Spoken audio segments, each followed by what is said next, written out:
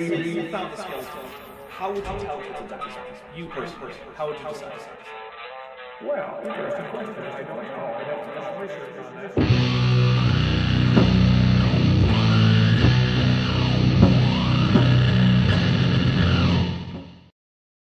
Hey everybody, welcome to Dapper Reacts.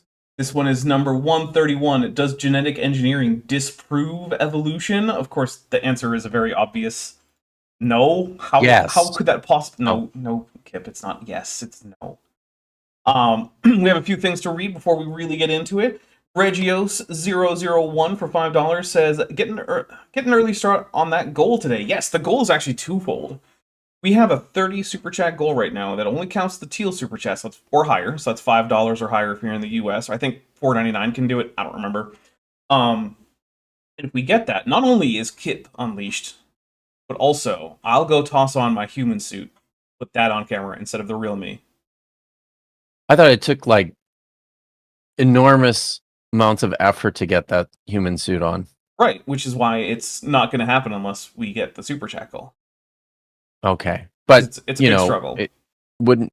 Okay, but you can do it fast. Yeah, if I struggle even more. Okay. Yeah, right.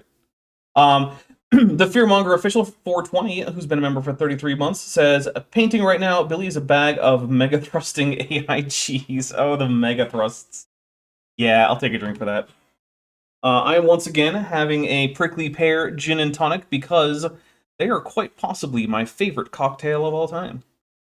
And I so rarely get to have them because, unlike most fruits that I consume, prickly pears are not always available. They're only available during a fairly short window and geographically restricted in many cases.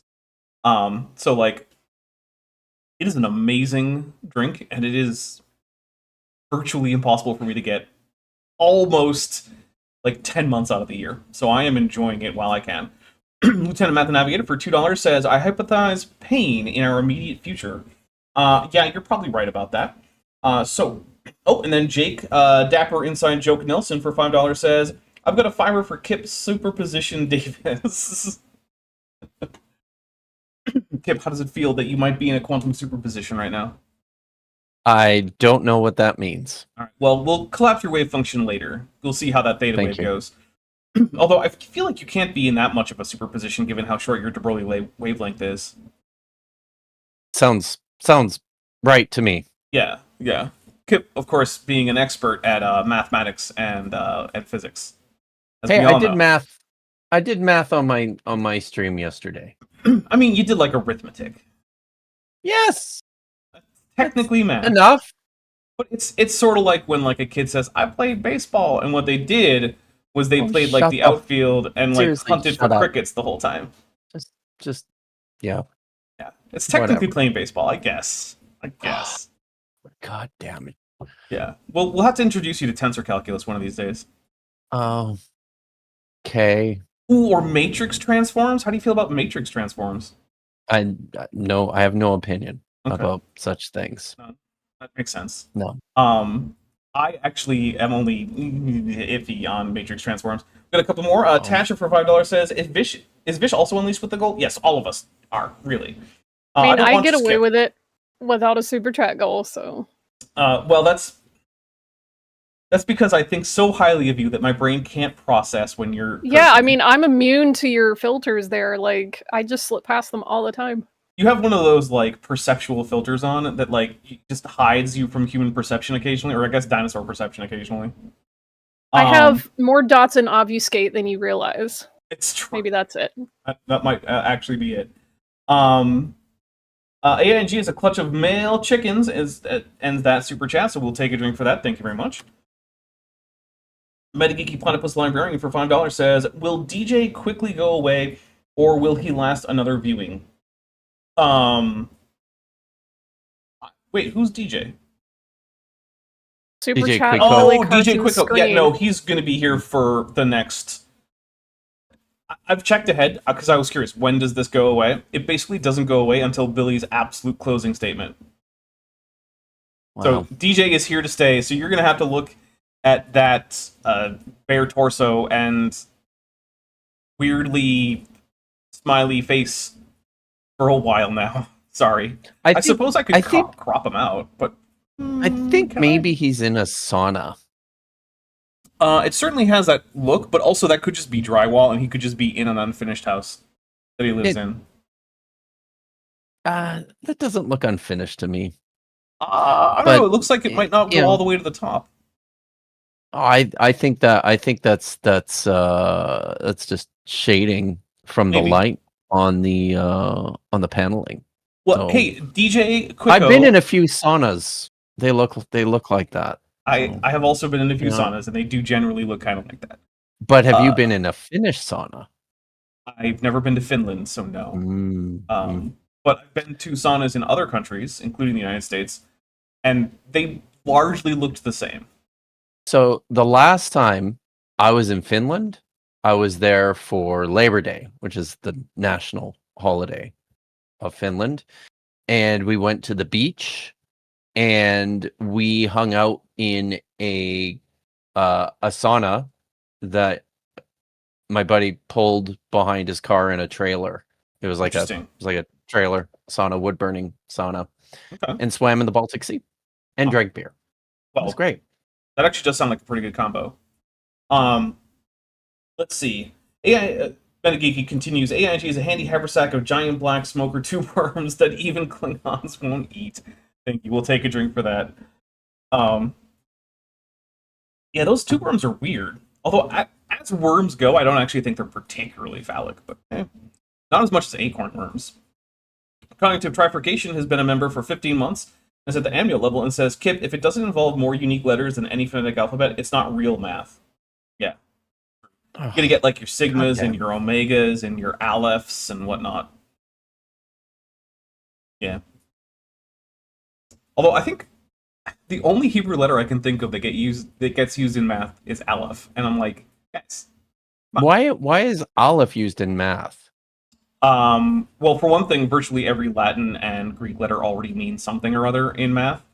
And also, I think the guy who came up with the concept that it's used for was himself Jewish, and he was like, hey, this is my mathematical concept. I can put an aleph in there. Yeah. Makes sense. I mean, if I were like, oh, I'm Ethiopian, I would use a symbol from like the Ethiopian Abu Ghida.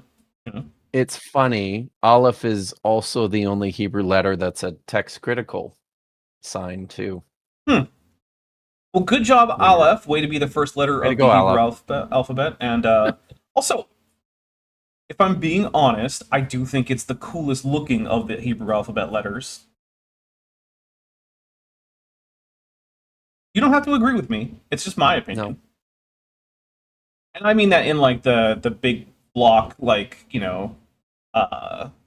Hebrew script. I'm not talking like, like Proto-Sinaitic or something like that. I'm talking about like, the actual block that you might find on like a modern inscription in Hebrew. We learned some things about Proto-Sinaitic scripts this last week. Huh. Well, if you guys don't know about that, then you should hang out over on Kip's channel to learn about things like that, because we're not really going to get into that here. Hebrew class. But, yeah. Tasha for $5 says that there's a shooting competition in Finland that has a level where you start in a sauna, extra points for doing it the Finnish way, naked. The only way to do it when you're in Finland. Wait, do you do the shooting naked too, though? No, I wouldn't shoot naked. No. I mean, unless... I just, I don't shoot things. So. Wait, have you never fired a gun? An actual gun? Yeah. Like a one that fires bullets? No. Actual gun. Never. Yeah, like not even like at a target, at a range or anything? No? Nope. Never. Huh. I had pellet guns at Bible camp, and that was it. Okay. As an American who doesn't own a gun, I find that weird. Because I have shot many guns. Yeah, I've shot many guns in my time. I grew up in the woods, man. Like most of Canada is woods. Yeah, it's not like there's a strong aversion to shooting guns on this side of the border. But I grew up in the city, so Well, everyone, maybe if we get enough super chats, we can start a new goal to get Kip a trip to a range so he can fire a gun one time. Is it? Yeah. Okay. But why? For Just one so thing, I've done it? you should, because firearms are a thing that exists that you may Sure. encounter, you should know the basics of how to be safe around them. And going to a gun range and having the experience of actually using a weapon will, in fact, teach you how to be safe on the off chance that you end up in a situation where that is handy, which you don't might not ever happen. So far, to me, it has not actually ever happened that I've encountered a gun that I needed to deal with, but it might. And I'm glad that I know how to be That's safe fair. in doing Very so. basic Feels- rules, like don't put your finger on the trigger unless you are about to fire. Yeah. Don't point it And at anything you're not okay with point killing. at anything you're not ready to kill. Yeah. Don't gesture with it. See, these Don't are indicate with it. Don't point your gun at something Yeah. you're not about to shoot. The only thing that these are all rules that I learned with That's good. pellet guns That's at good. Bible camp. The only So, thing that you should point a weapon at that you're not willing to kill is just the earth. You point it at the dirt. That's You fine. can point it at the dirt. Because obviously it has to point somewhere, right? Like what you don't have a fourth dimensional like pocket space that you can point the weapon into. So obviously it's got to point somewhere. So yeah, the dirt is the only place that it's okay to point it if you're not ready to annihilate that thing. It looks like meat permits Tad is offering to take me to a range next time I'm in Seattle. Well, there you go. There we go. All right, so we are here primarily to talk about Billy Carson, who is not a But- fire. Oh wait, I've been waiting like half an hour to talk about the stuff that's going on. So, this morning, my younger brother got his PhD. He defended his dissertation a couple weeks ago. He was given his little doctoral head today, so congratulations to my little brother. I am very proud. My late father would be very proud, so would my grandpa. And I just want to say, like, he's a PhD in education now, so that's freaking awesome. it is. And yeah. So also, I would like to say thank you for everybody who donated to the fundraiser. It has been a very big success, and I haven't been here on the stream to talk about that. So That's true. I did want to mention that. Yeah, and there have been people who've still been getting me things off of my wish list. So I'm very grateful for that. All of those things are really nice to receive. It's all been things I have very much needed. So I just want to say thank you to everybody and shout out my little brother, who, it doesn't matter if he's taller than me. It doesn't matter. He's always my little brother. Yeah, So absolutely. I'm having a good proud sister moment. I've actually noticed a weird thing with wish list now that you bring it up, where if I add something, it will get added to my purchase list and not my unpurchased list, but it will still say needs 1 has 0, and I have to switch the needs from 1 to like 2, which will then shove it over to the unpurchased side, and then I just reset that back to 1, and it stays on the unpurchased side. And like, Amazon, what are you doing? Because I put a bunch of socks on there because who doesn't love new socks? And I was like, oh, it got immediately purchased. And then I waited for like a month, and I was like, wait, where are my socks? And I realized, oh, it says needs 1 has 0. What the heck? And so yeah, that was weird, and I hate it.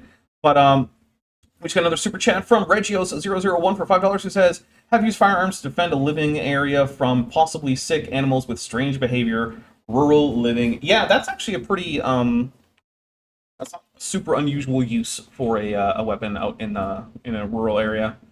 Because, you know, sometimes things get rabies or whatever, and yeah.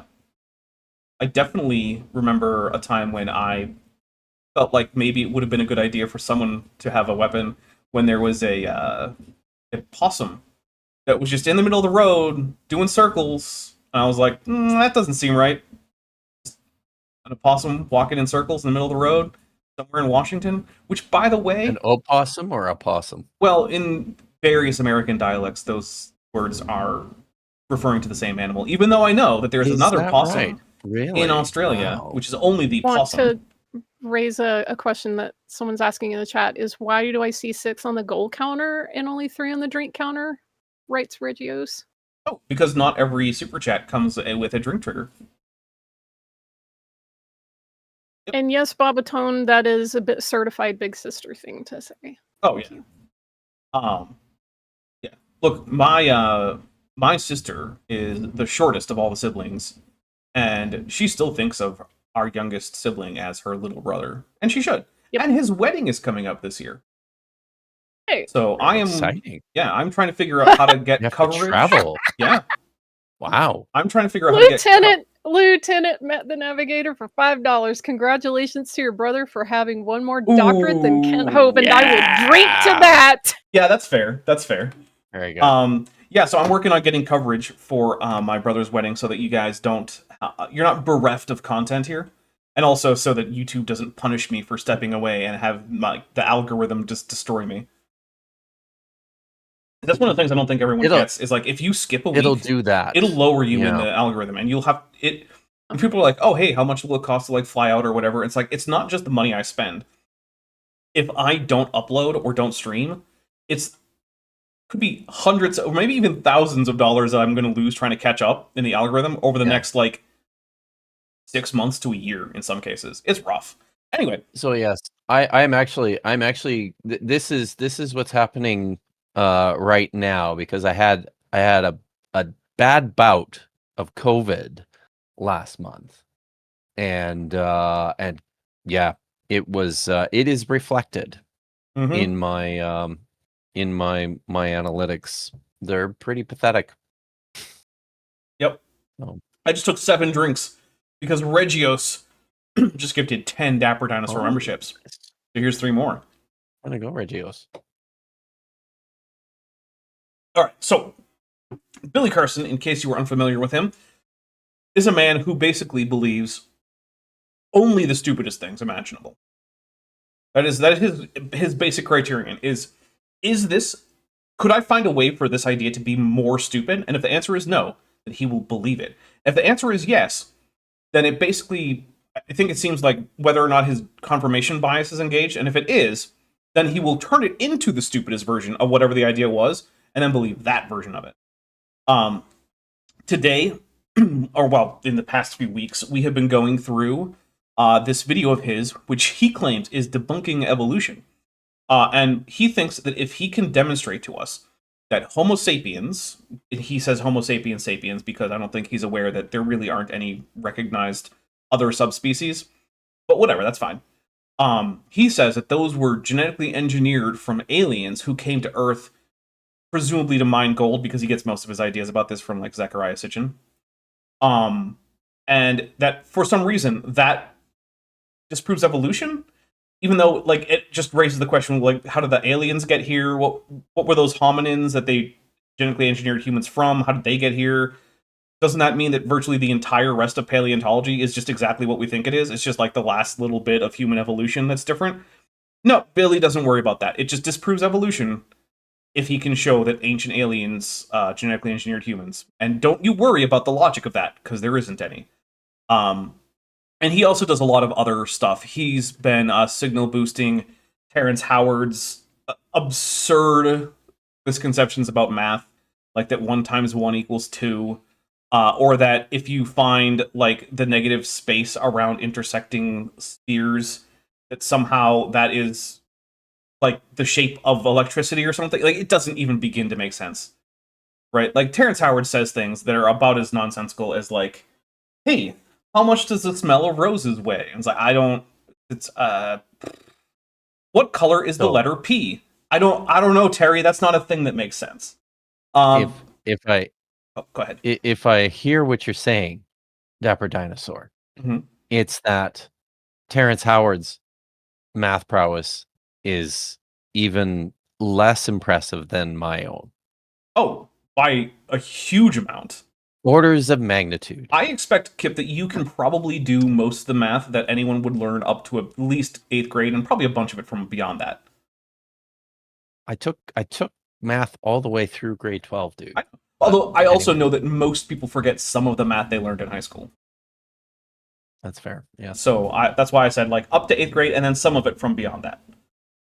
Terrence has trouble getting through like 3rd grade math.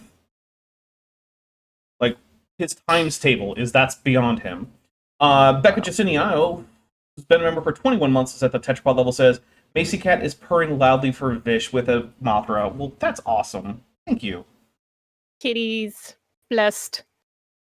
And then Pega Jace, the Pasta Apostate, nice, has gifted a membership, so we'll take a drink for that.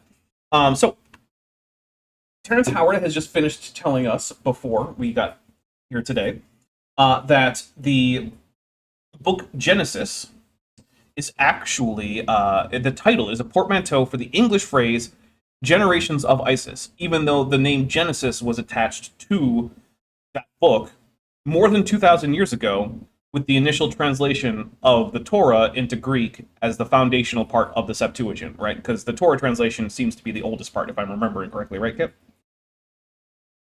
Sorry, I wasn't paying attention. What was When that? it comes to the Septuagint, the part of the Torah seems to be the first translated part of the rest of yes. that. Yeah. Okay. Yes, that is a fair assumption. Okay.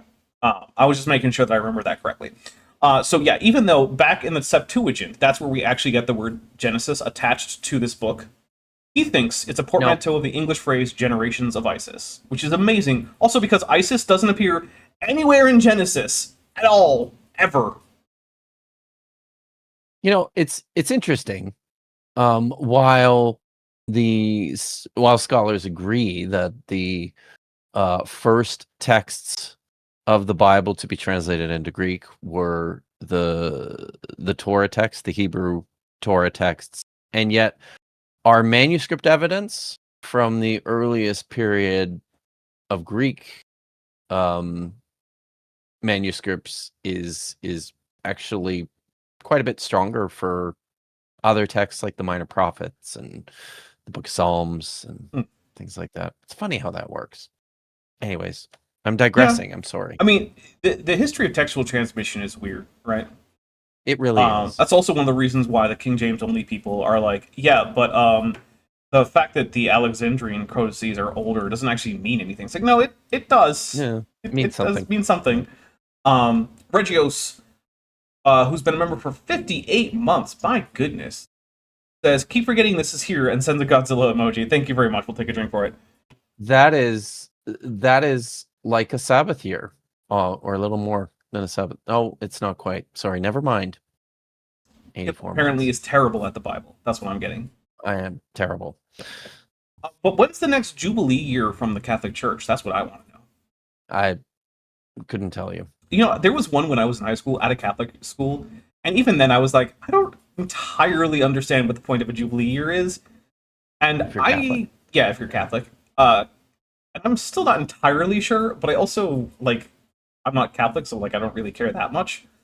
Charybdis for $5 says, I don't know math, and I must protect my children from understanding it. Lieutenant Math the Navigator for $5 says, more Terrence Howard math, 1 equals 45 million, 2 equals bugger all. Carnival Frog for $5 says, unleash the Kip with a Godzilla, so we'll take a drink for that. All right, so Terrence Howard has just specifically been telling us about how, because Cain is worried about being murdered by other humans, therefore Adam and Eve weren't the first people, which I would say is actually probably what the case is for the original text that has been incorporated into what we now have as Genesis, in the case of Genesis 4. But he then goes ahead and says, Adam and Eve were actually the genetically engineered fertile offspring of a god that he is calling Isis, even though the actual text that he's using is a Sumerian text that does not have Isis in it at all. And then saying that the other people are the infertile clones that were still basically Homo sapiens that had been previously used by the aliens as slaves. Where is the evidence of this in the text? Literally nowhere. None of the text he's read has indicated any of this. Instead, it's just his febrile mind making connections where none are evident. And yeah, I got to say febrile. I don't get to say that very much. I also put bellicose in a script recently, so take that, thesaurus. Good words. Anyway, we're gonna hit play. Good words. Okay, then that Canaanite civilization migrated all the way to the North Americas. Is that The Canaanite The North Americans. Wow. How many North Americas are there? Yeah, that's a good question. But also, we know what the languages spoken in Canaan were like. They were West Semitic languages that are closely related to Hebrew. In fact, to the point where in the earliest stratum where we can identify Hebrew, it's not really a different language from like Moabite or Ugaritic or whatnot. It's just a dialect. It's really not. Yeah, They're very close. yeah. It's Very close. It's closer than modern day French and Spanish when we first identified Hebrew. Yeah. Um, Yeah. yeah, it's more like the difference between like Argentinian Spanish or like Colombian Spanish or Mexican Spanish. Or like, yeah, it's basically the same language. There's some differences in vocabulary. There's gonna be different accents. You might have a few miscommunications here and there, but like, if you're gonna tell me that like Argentinians don't speak Spanish because they don't sound exactly like Mexicans, I'm gonna laugh at you because that's dumb. And that's the kind of thing we're talking about. And we also have a pretty good grasp on like the linguistics of at least the languages that have survived to the point where professional linguists were able to document them in North America. That's where we get language families like Athabascan, Uto-Aztecan, things like that. And while I'm not an expert on the languages of the native peoples of the Americas, nor am I really an expert on Semitic languages, I can tell you one thing for damn sure.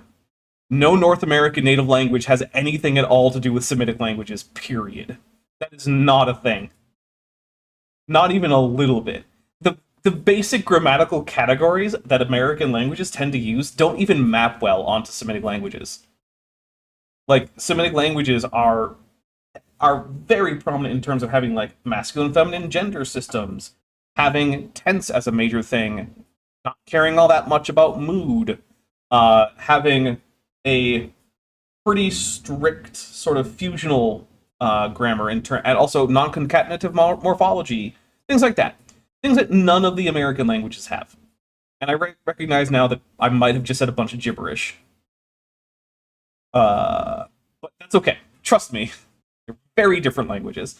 Let's see. Lieutenant Matt the Navigator for $5 says, were you friends with any thesaurus back in the Morrison? Yes. The thesaurus was one of my favorite dinosaurs.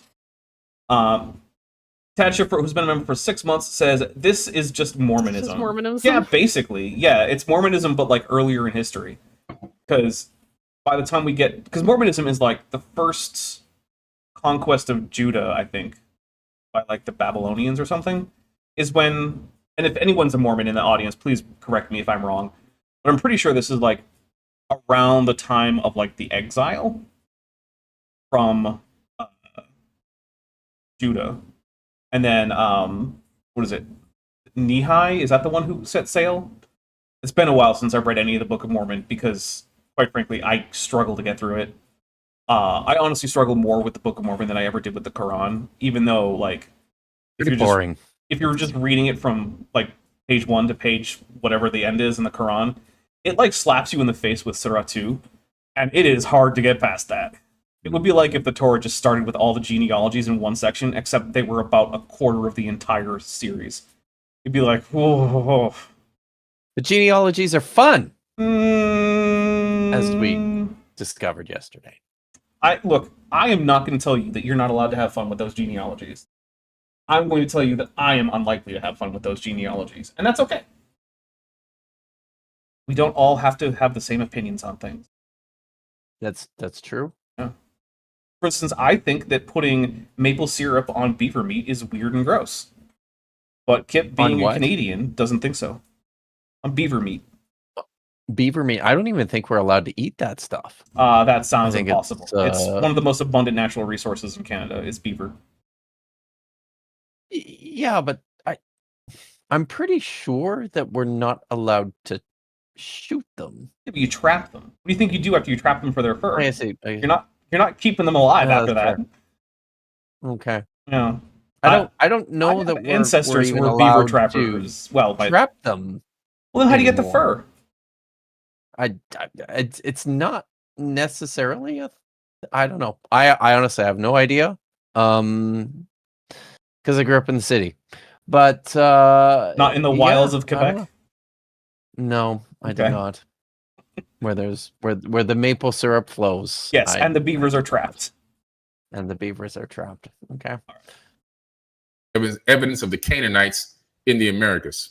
I would love to see that, Billy. What? Are you going to show us any The of that? evidence of the Canaanites in the Americas. Yeah, the only evidence of Canaanites in the Americas that I'm aware of are forged artifacts made by people who want to sell fake artifacts to Mormons, because those fake artifacts are going to, if they were real, would support the story of the Book of Mormon archaeologically. Because if there's one thing that does not support the Book of Mormon, it's archaeology. I guess maybe the strongest evidence of Canaanites in North America is the existence of a place in Utah called Moab. But was it called Moab before there the Mormons got there? I Probably not. Because it's like saying that like a strong evidence that the Egyptians got to North America is the existence of multiple places called Cairo in the United States. It's like, you know, or like the Luxor Resort in Las Vegas. It's like, I don't know. Oh, bye, Kip. Kip went off camera. That's a whole other podcast. Anyway, he put a marker on him. Now, they will tell you he put some kind of scar on his face and all that. No, it's a genetic marker. on me. It's a genetic. Oh, Nice. So it's a genetic marker. So how are people supposed to notice it? Because the entire point of this of the Mark of Cain is that people who people see it and don't kill him. Right. Yeah. I don't. I'll say this, Vishanti. I can tell very little about you and your genetics just from looking at you. Really? I can't tell. It's not that I can't tell anything, right? Like there are. Genotype does reflect in phenotype. Welcome back, Kip. But yeah, if you had a special genetic marker that was the please no kill genetic marker, I don't know how I would tell that without getting like a tissue sample and running a DNA test. I mean, I would have to like maybe write it on myself or something else that says no kill I. Yeah, like you were a Horta. You know, actually, if you were just a Horta, I might be less inclined to think that I even could. Because you'd be made of rock. How would I do that? I don't have the tools to kill a rock. Lots of heat. Yeah. Well, yeah, but I don't have that. Like, I don't have a lightsaber handy. And also, if you did, no kill I. Well, yeah, No Kill I. Which is also a band name. There is a band called No Kill I, in case anyone's wondering. Good. What do you think about the ethics of destroying the silicon spherules that actually contain Horta embryos? I have pretty strong opinions about it. Right. And if you want to know what those are, then you can check them out on my blog. Blog. That you definitely actually have. I totally have a blog. Mm-hmm. In which you talk about the ethics of destroying Horta eggs. A WordPress blog. Oh. Yes. Tatch for $5 says the Bass Pro Shops pyramid is proof of Egyptians in North America. Milo proved it in his April Fool's video with the Mothra. Yeah, he sure did. Yeah, that was fun. And it made a really good point though. Because like, if you're willing to just take any kind of mathematical functions and formulae or whatever measurements, you can find all sorts of crazy coincidences. It's fine. You can. Also, I have to say, it looks like we have 93 people watching, but only 43 of you have hit like, which means that once again, I am forced to unfortunately say that I like less than half of you half as well as you deserve. So, why don't you hit like so you don't get bilboed? And we're going to talk more about that in a minute. Okay. Cain made love to his wife. Oh, he's a wife out there already. Geez, why is he so loud today? Fine with that. I mean, I couldn't hear a lot of that last time, so. Well, now he's yelling at us. You know, probably my fault, honestly. The reason for this, in Genesis chapter 4, is because this is a part of this incredibly complex text that likely came from this, like an independent tradition that's neither P nor not P, as we talked a little bit about in our stream yesterday. Fish and I did. So, you know, you're going to get this kind of stuff in the Bible because the Bible's pretty complex. We should talk about that a little bit with Maya, where we're like, this seems like That's this text seems like it comes from a separate source that does not conceptualize Adam and Eve and their Mhm. family as the only and first humans. Yeah. And so, yeah, like, and I know that people like AIG have their explanations. They were like, well, Adam and Eve could have had other kids before this, and those kids just had their own kids, and now they're building whole cities and whatnot. And it's like, I mean, sure, you can make that up. I can't stop you, but none of that's in the text anywhere. That's all just stuff that you're adding in.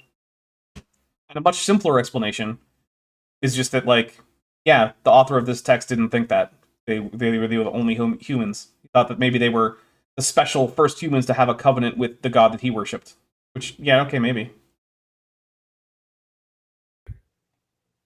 So you see, like I told you guys, there was already millions of people on Earth before Adam was even born. Millions. Millions. I mean, Mhm. text doesn't say that, but I don't have a way to estimate it otherwise, so, like, I guess it's as likely as any other number. There were 17 people on the earth. Specifically, 17. Including Adam and Eve and Cain?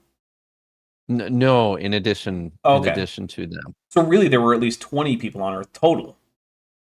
Yes. Whole score. That's right. On and on. Cain made love to his wife, and she became pregnant and gave birth to Enoch. Enoch was mentioned in the Bible, high esteem, Of course he's mentioned in the Bible. You just mentioned him. but his book is not in the Bible because he's talking about Yeah. aliens and spaceships and making weapons. Okay, first, no, he's Listen. not. Nothing in Enoch is about spaceships or making spaceship weapons. I'm taking a drink for that, and then go ahead, Kim. So I feel like just because this is something that that Vish and I spent a lot of time talking about yesterday. Mhm. The whoever has put this text together, to comprise Genesis chapter 4 and Genesis chapter 5, this Enoch is definitely not the Enoch of the book of Enoch. So the Genesis 5 genealogy is like clearly drawn from this this part of the text in Genesis chapter 4, but the way that it's been put together, the writer wants you to think that these are not the same person. So I don't know. Does Billy read this stuff or think about this stuff? He I clearly think- reads it in the sense of, like, the words appear to his eyeballs, and then he pronounces them in roughly correct ways most of the time. Yeah. But yeah, I don't think he thinks about it like Vishanti just said. Like, there's different levels of reading, which is something we talked about earlier, right? Like, there's the ability to just Yeah. look at words and know what the word is and then say the word. And that's not the same ability as the ability to take in the sentences that those words make up and process what they mean. And then beyond that, there's another level of reading where you then connect the various sentences to tell you what a passage is about. And that's why in schools, people test people on all of these levels, right? So, like, when you're first learning to read, it's just like, can you get the word out? And then when you get a little bit bigger, get a little older, and you're been learning to read and practicing reading, we get to, like, the simple sentences, like, see spot run spot run. And then finally, eventually, you get to things where, like, okay, what is this passage talking about? What is the message? What is the main thesis? What evidence is it using to support itself? And that's the kind of thing where, like, you actually have to engage your real cognitive faculties and think about things and, hold in your mind entire paragraphs worth of information. Billy's not there. Billy is at, like, he's at, like, 6-year-old level in terms of literacy, in terms of actually being able to understand texts. In terms of being able to, like, read words, he's way past a 6-year-old because he can read some fairly big words without too much trouble. But in terms of actually being able to understand what a text is saying, no, nowhere. He sees Enoch is just Enoch, and the book of Enoch is one of those secret Clearly books written that's by not Enoch. in the Bible, Yeah. and also, clearly written by Enoch. Even though, by the way, in case you're wondering, the Bible is not a single collection. It is a bunch of related collections that have different lists as to what's in it, and that also divide up those books different ways. For one thing, like, if you take the Tanakh, and then you take a, say, Christian Old Testament, every bit of the Tanakh was translated to get to that Christian Old Testament. But the Christian Old Testament is going to be divided into a bunch more books because Christians like to separate out minor prophets into separate books, whereas the Tanakh usually just says, this is the minor prophets. They're in a row. Just that's a book. And, like, I'm not going to tell you that one of those is wrong, but, like, there's differences. Well, you can't just say the Bible. I mean, we can say, however, that that's the way they've been doing it as far back as we can tell. Yeah, but I mean, for me, that difference is like the difference in, like, if someone came up with their own separate, like, chapter and verse system. Like, it's arbitrary. I'm not going to say it's right or wrong. It's a long-standing tradition. But, like, if you came to me and you were like, I'm actually going to combine every third chapter in the Bible into another bigger, longer chapter, and that's my new version, I'd say, well, that's inconvenient for everyone. But I can't see wrong. What would it mean? It's silly. And in this case, I don't think it is silly. It's just a difference. Anyway, but also, you can go to places like Ethiopia, where First Enoch is definitely in the Bible. You know, I learned today that First Enoch was definitely written in the 4th century BCE. Definitely. That seems like a really strong case. I feel like that's probably not true. Yeah, don't ask. Okay. Regios001 for $5 says, compilation of multiple sources from different traditions might be put together. Being put together doesn't have a single coherent storyline. Who could have guessed? Yeah, I mean, incomprehensible as to why anyone would think that maybe that might not result in the most coherent storyline ever. Which is also why, like, if you read carefully the story of, like, Jacob getting sold into slavery, it doesn't make any sense.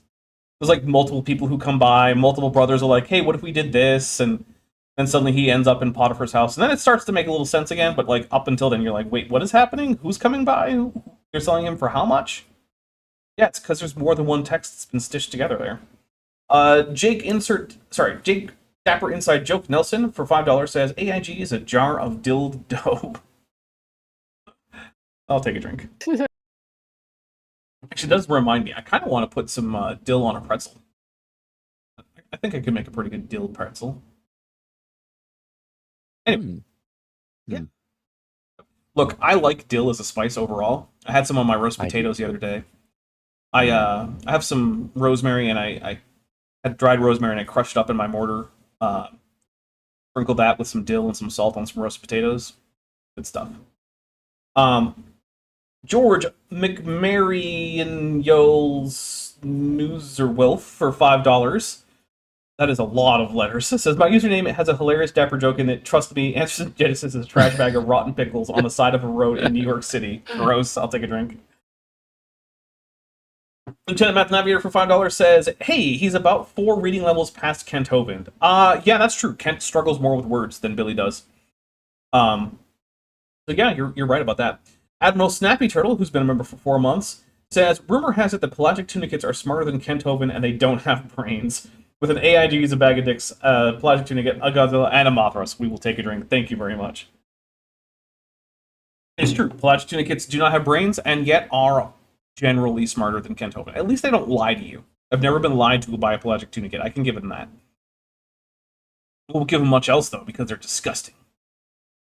Triceratops says, I want those. That sounds amazing, in reference to the potatoes. Yeah, they were. Look, all I do to roast potatoes, right? I cut up my potatoes into about the size of the chunks I want. Then I put them in some vinegar with water and salt. Boil that for about 20-ish minutes. Drain it. Toss them in oil pretty roughly, because you want to rough off the surface a little bit. Then I put them in a 425 Fahrenheit oven, and I check them about every 10 to 20 minutes.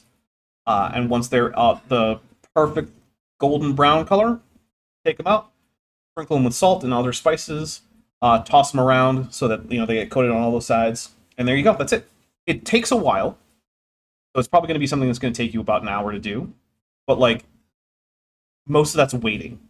So like, put on a Dapper Dinosaur video and listen to that while you cook your roast potatoes. So they didn't put that book in the Bible, but you can buy the book. You can buy the text. Yeah, because it's not hidden, Billy. It's just put You that can read in it the for Bible. free Yeah, it just on fell. the internet. It just fell out of popularity among both Christian and Jewish populations, pretty much everywhere outside of Africa. That's all that happened, and it stayed popular in Africa, which is why it's in the Ethiopian canon. Like, when people say the Book of Enoch isn't in the Bible, like, well, it's not in most Bibles. But you know what I found out? I found out there is in Your fact, Bible? I found out there is in fact both a Coptic and an Ethiopian Orthodox Church in Tucson, which means that this might be the first city I've ever lived in that's had two Oriental Orthodox churches, and one of those churches is from a group that uses First Enoch in their Bible. Right. So, I was honestly not expecting there to be an Ethiopian church, and then I looked and I was like, "Holy crap, there is one!" I was a little shocked. But hey, It's available. The only Bible that has the Book of Enoch in it is the Ethiopian Bible. hey, you knew about that, Billy. All right. King was then Right. building a Drink. city, Oh, and he named it after his son Enoch. To Enoch was born Irad, and Irad was the father of Mahaziel, and Mahaziel was the father of Methuselah, and Methuselah was the father of Lamech.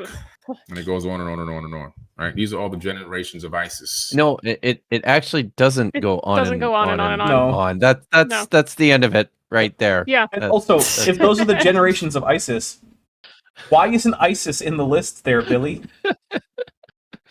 Because if you're going to pick a woman for these to be the generations of, it's going to be Eve. And the thing is, It's the creation story for Eve has nothing to do with the creation story of the Adamu in the Sumerian epic of Atrahasis that you were previously talking about. They're different stories that result in different creation stories. In one, a goddess seems to actually be hand forming something in some kind of maternal fashion, and then it's the first man and woman who are then going to go on, and the other, an entirely different deity, isn't fashioning a human out of different material, then takes that person, takes some of their anatomy. It's not exactly clear because the Hebrew doesn't say rib, it says side, and exactly what that means, I don't know. Maybe it's a whole half a rib cage, I don't know.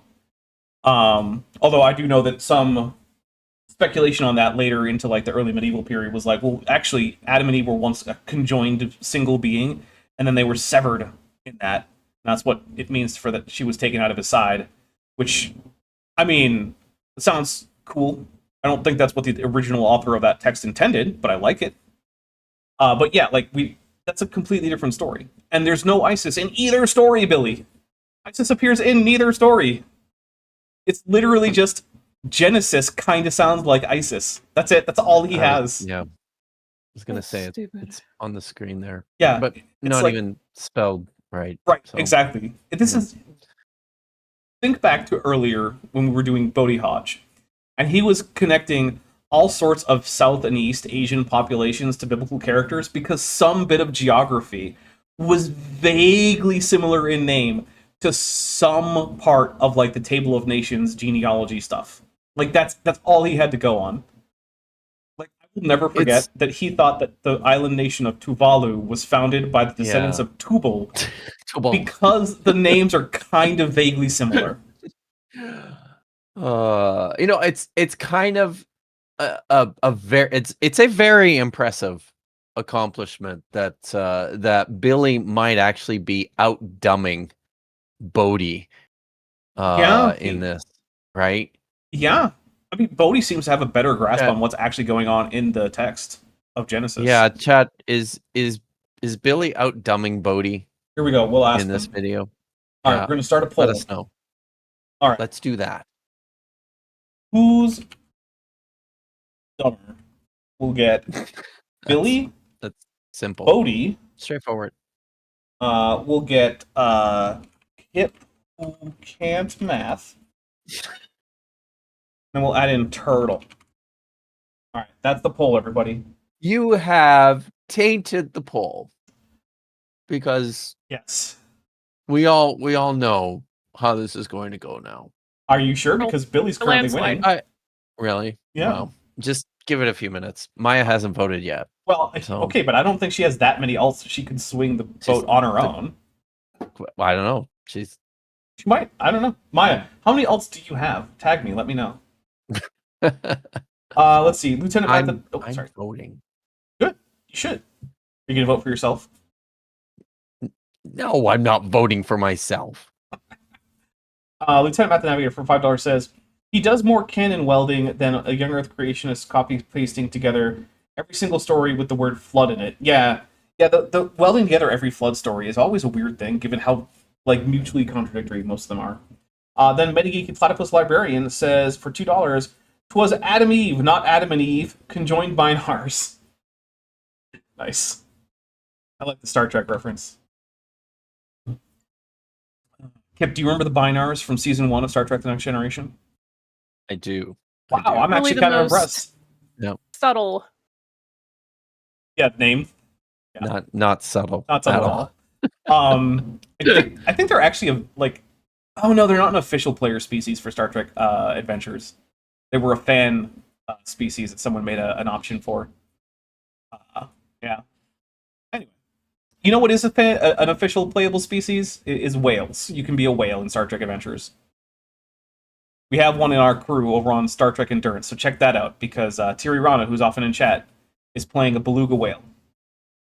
Is that because of the movie, the fourth movie?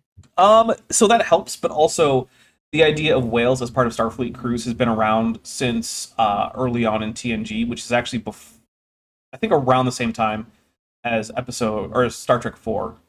So I think it was actually probably just something that They're like really the around creators same were thinking time. about. Yeah, the original series movies don't actually end before TNG, even though they're all No, I chronologically knew that. before. Yeah. I was like, I could have sworn I was watching So I think Star Trek 4 before. I think it is a TNG little premiered. earlier, but if I remember correctly, Mm.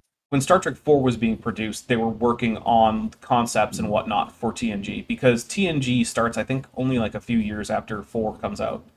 And usually if you're working on a big series, you're working on like concept art and scripting ideas and characters for a while beforehand. You know, I gotta say, the TNG pilot that I watched when it aired Mhm. was the first time I saw it. I thought, my God, this is boring. Yeah. Well, And you know why? and what? I was going to. You can tell me why, but I pretty much gave up on the show. Yeah. For all of season 1, I think I didn't watch anything. Yeah. And then thank God for season 2. Seriously. But the anyways. pilot was actually 2 different script ideas that were smashed together because of corporate interference. Yeah, makes sense. That's why of it course. feels like it's 2 different episodes. Were they doing a script about Q and a script about the Yeah, those were originally going to be 2 the separate far- storylines. At Farpoint What's it called? Station. Was it the Far Point Station? That's it. Yeah. Yeah, those were originally going to Okay. be 2 different episodes, but the bigwigs at the studio were like, no, we need this to be bigger and more epicer, and smash those 2 ideas together. And we're like, but they don't really combine very well. It's like, doesn't matter. Okay, cool. And then Put Hank McCoy in it. Yeah. So yeah. Lieutenant Math the Navigator says, it looks like Bodhi is occupying the same position in the poll as he did at AIG. Oof. Yeah, he's losing by a lot. Kip, you're not even close He's to in the lead. actually. What I'm seeing now is Bodhi and I are actually tied. Yeah, which but is- Billy is still way like- higher. That's fair. So Bodhi and Billy probably both can't do math at all, whereas you can do limited amounts of math. You can do like baby math. And yet, 13% of voters Mhm. are still convinced that I'm dumber than both of them. Yeah, Thanks, but guys. Turtle is still ahead of you, so you know it's Billy then Turtle, then you and Bodhi together. Oh, why did Turns out voters George is an outlier and should not have been counted. For $5, Lieutenant Matt the Navigator, which by the way is our 19th super chat for the goal. We only have 11 more. Says the actual reason was the complete lack of beard on the bridge. I don't think that was the reason it was bad, but maybe. I do know that Jonathan Frakes walked in for season 2 with a beard and was like, "Oh yeah, I haven't shaved. I grew this," and then they were like, "No, hold on, keep it. We like it." Yeah, we're cooking. Let's go. Yeah. Also, if you've seen, there were early screen tests of Patrick Stewart with a toupee because they didn't think a bald captain would work. And it No looks way. so atrocious. It looks horrible. Serious? Yes, there's screen. You can find screen tests of him in a toupee, and it looks. Holy It's not cow. good. It's not good. Wow. Yeah. My Infinity Journey for $2 says Star Trek 4 released 1986. Star Trek TNG started 1987. Oh, 1 year. Okay. See, Yeah. I think that's how you know.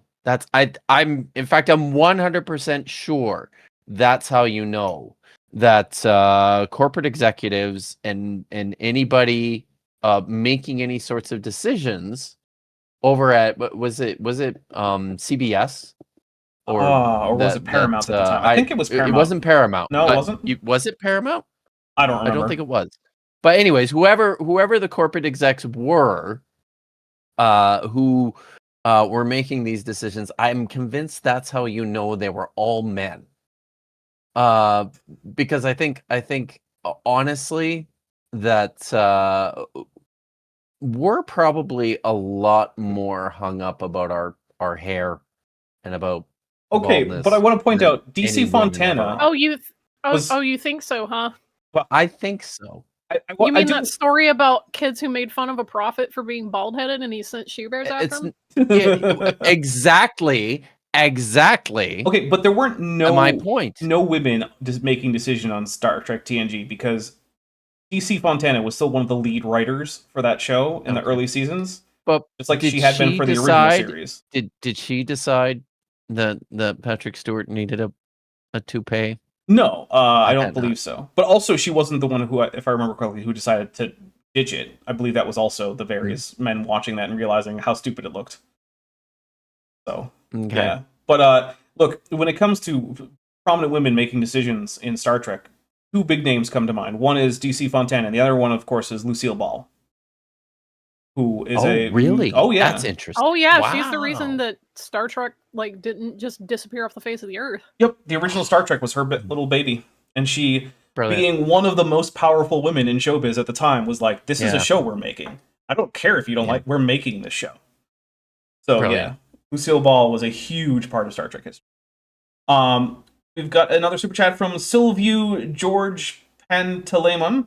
That's Satan 616.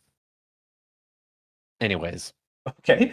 For 25, Romanian Liu, I believe, says, don't insult turtles, Dapper, with the poll. They are older than dinosaurs. Fun fact, the turtle shape is older than turtles. That's true. Respect your elders, Dapper.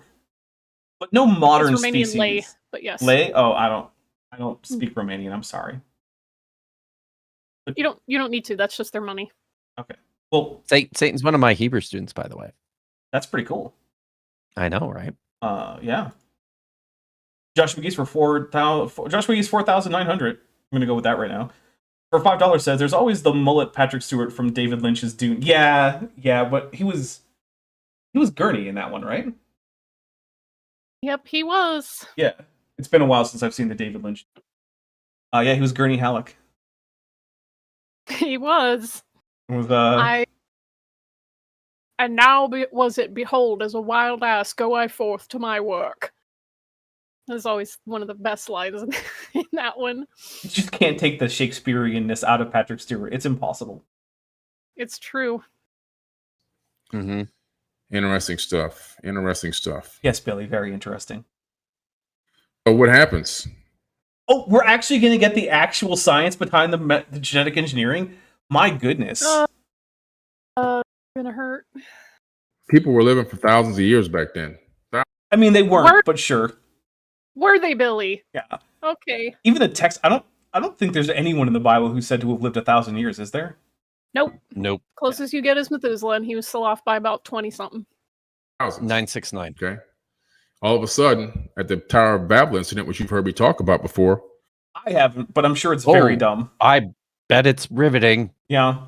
I've heard Bodhi talk about it. We've talked about the Tower of Babel. Yeah, we've talked about it perhaps more than anyone should.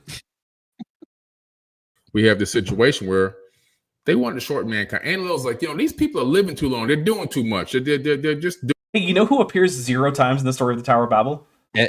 Is it Enlil? It is Enlil. How did you guess? Doing too much. They learn how to build towers. They're trying to copy everything we do. They're multiplying so fast that they're outnumbered us by multitudes. I mean, if they decide to turn on us, the problem is not numbers Yeah. in Genesis chapter 11. Yeah, it's a combination Yeah. of I just made a mistake with the funding goal, so I'm going to take a Dapper as a professional drink. So my apologies. I tried to put 111 and I just put 11, and that's a very different number. So my apologies. Yeah, it's very different. It's like their unity, and also to some degree, like their technological sophistication is going to be challenging the power of the gods. Which it's not clear to me exactly how building a big tower does that, but like it probably made a whole lot more sense to like ancient Near East people. So like, yeah, I don't know. Hey, did you see Bettina Huttenberg 488's chat there? They say there's a story that a married couple who were Patrick Stewart's friends cut off his comb over before Star Trek against his will and told him to be brave about his baldness. I hope that's true, because I do too. Your homies. yeah, look, Patrick Stewart, I think, looks fine bald. Not everyone does. Patrick Stewart pulls it off pretty well. True. Some I people agree. have like weird shaped heads and it doesn't work so well, but not Patrick Stewart. He's got a decently nice shaped head, as head shapes go. I say as a dinosaur. Catcher for $5 says, as a former Shakespearean actor, I just forsooth and forsook all over the damn place. You cannot debard me. I would never try to debard you. That would never be something I would do. All right. And what is happening now? We only need 8 more super chats, and Kip can drop as many of those F-bombs as he wants. Oh, that's nice. there's Well, nothing we I can do don't about think it. I'm losing the poll anymore, so maybe there will be not as many. Yeah, you're in last place in the poll. Oh, that's good. Which actually, we'll just end it now while you're in last place. Because I can also decide when the poll ends, which is convenient, because it means I can just decide to end it whenever it goes the way I want it to. But yeah, so who's dumber? Billy wins with 46% of the vote. Turtle, which, wow, you guys are harsh to turtles, wins the second place with 23. Then in third place is Bodie with 18. And then Kip, who can't math, comes in at 11%. And this is all out of 71 votes. Wow. So that means like 12 people. 12 of you guys. Is it that many? No, it would have to Sorry, be like, I can't math. it would be It's like 8 or something. 8. Yeah. Yeah, it's 8. Remember how I said Sorry, you can't math? Yeah, I was Yes. accurate. Yeah. Shut up. Shut up. You can't. Well, I mean, you can get one. We get one free one. Shut the fuck up, dude. All right, there you go. You know what? We got to make them die sooner. They're living too long. 120 years. We give them 120, like the Bible says, 120. That was in the Sumerian tablets. It's weird to me how, like, which things from the Bible he decides to take literally, and which ones he decides are actually just completely different, and will just base on like Zechariah Sitchin's version of the Epic of Atrahasis. And I wonder if there's any kind of like system to it, or like a pattern. And I don't know what it would be. It's like, oh, the 120 thing? That's real. Which god it was? Completely wrong. The Bible has no idea what it's talking about. So they took chromosome number 2 out. They fused it together. Oh, okay, hold on. Wait. Okay, so the chromosome 2 fusion happens at the Tower of Babel after humans have been genetically engineered twice. Is he suggesting that this bit of chemistry is the reason why humans don't live as long? Yeah, it's because their human chromosome 2 is a fusion of what would otherwise be grade 8 chromosomes 2A and 2B. Which there's no evidence that has anything to do with shortening human lifespan. For one thing, humans have a longer lifespan than other great apes, so that doesn't make any sense. Also, we have the genetic. We've done genetic tests on other human species, like we have the Denisovan genome, we have the Neanderthal genome. There's actually been some limited genetic work with Homo erectus, and you might be shocked to learn, but the chromosome 2 fusion predates Homo erectus, which means that the hominins that Billy thinks would have been genetically engineered into Homo sapiens already had the chromosome 2 fusion. So Billy has no idea about the timeline of the chromosome 2 fusion. which I mean shouldn't be surprising to anyone. Shocking. Right? Very shocking. Yeah. Regios for $5 says, Kip didn't have to show why he was listed in the poll. Oh, Kip, you told on yourself. Yeah. Yeah. Joshua Geese for $5 says, agreed about Patrick Stewart looking good bald. The slope of my forehead will be less flattering if I go bald, I suspect. Also, unleash the Kip. Yeah, we only need 5 more. And then Renee Reborn over and over and over. You got to escape from that wheel of samsara. That's what you got to do. But for $5, Renee says, better unleash Kip so he doesn't need to math. Yeah, Kip can cover up his inadequacies at arithmetic by just learning or just swearing a lot more. And they put telomere caps. You see these telomere right here on the end? These telomere caps on the end of the The DNA? caps, the telomere caps. Really, they're Is just, that it? They're just capping telomeres. the A. And like, at least as far as I know, like every animal has them. This is not unique to humans. I'm taking a drink. That's By the too way, much. My name is spelled with 2 P's. I did just- spell it with 2. So Oh, but Renee no. Reborn didn't. no. Yeah. I was like, I did spell it with 2. You did. You did it right. Okay. Not everyone does it right. I'm also one of the people who remembers to consistently spell Erica from Guts of Gibbon with a K. A lot of people put a C in there. It's like, nope, that's not how she That's spelled good. her name. Yeah.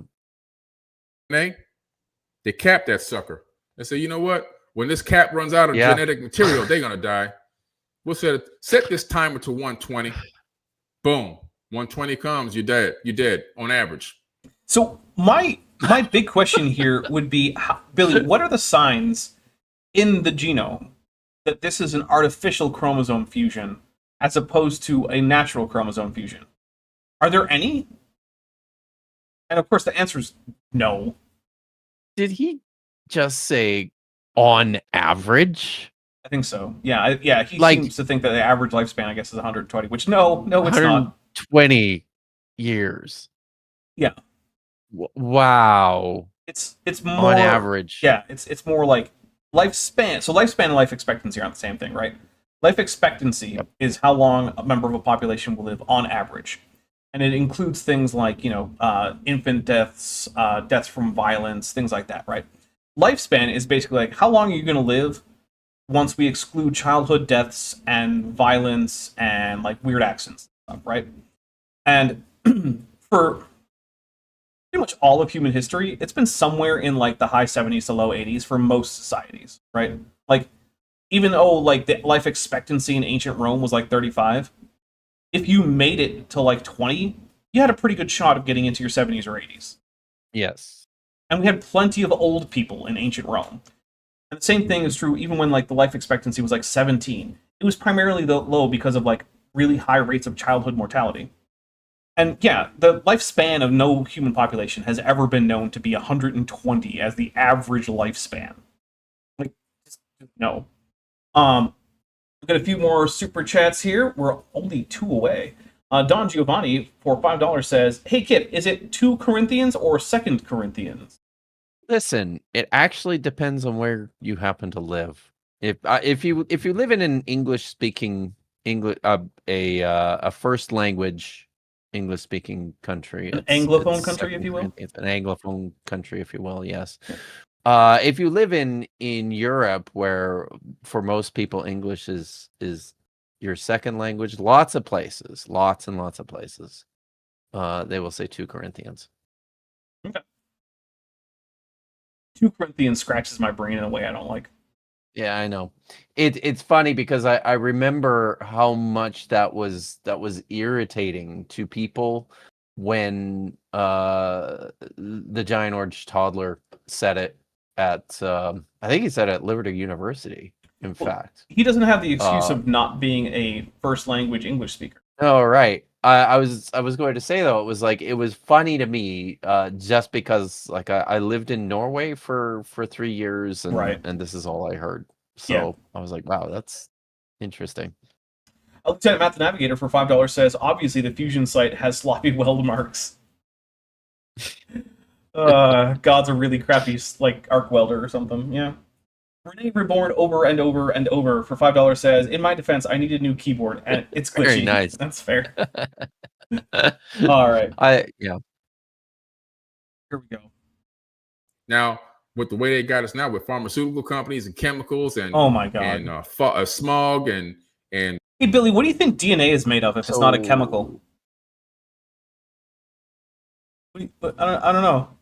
Hey, here's a fun fact. You are made of chemicals. Everything you've ever eaten or drank or inhaled was a chemical. Is his point in this moment Drinking for that it. because of these things we no longer live Yeah, that's going to to be his 100? point. Yeah, the pharmaceutical companies. You know, the companies that are providing you with that life-saving medicine that is the reason that most people who are alive today are alive.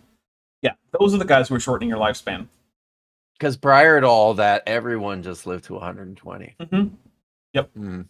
Yeah. Yeah. If there's one way to live to Wow. 120, it's to just not do things like take your blood pressure medicine.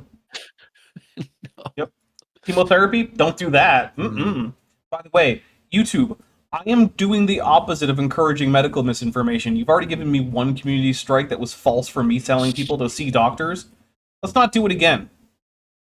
Charybdis Numbers for $5 says, we got sick of hearing 2 Corinthians walk into a bar, the third one ducks. Which also, by the way, Kib, you are unleashed. And also, Fuck yeah. joke's on you, I was actually in my human suit the whole time, and what you thought was the real me was just a video loop. Take that. So, yeah. Sorry, I'm not on the human suit over on Discord. Just here You're here not. on YouTube. I guessed. Yeah. All right. Well, so we've got Lieutenant Matt the Navigator for $5 who says, obviously DNA is made of Capital One information. And then Regios for $5 says, starting to sound like he like Unleashed is needed by everyone on the panel. Yeah, fuck Billy. And this is honestly this chemical thing. This is one of the things that really bugs me about Billy, right? Is that he is spreading medical misinformation that gets people killed. When you think of like who are the people who are doing like the worst things to say African Americans in the United States, it's easy to say that like, oh, it's like, you know, the Dylan Roofs of the world or whatever. And to be fair, yeah, that's really bad. But Billy is doing something that I think is similarly bad, which is he is encouraging people to do things that will kill them for no other reason than that they were tricked by him. And I honestly don't think there's that much of a big difference between telling someone like, you don't need to take the medicine that is going to save your life versus going in and just killing someone. Yeah. I recognize that one of those is a big legal difference, but like from an ethical or a moral standpoint, I don't think that they're all that different. And yeah, so as far as I'm concerned, Billy is right up there with any church shooter that targeted a black church in terms of the people he's caused to die from the black community in the United States. He is someone who is killing people.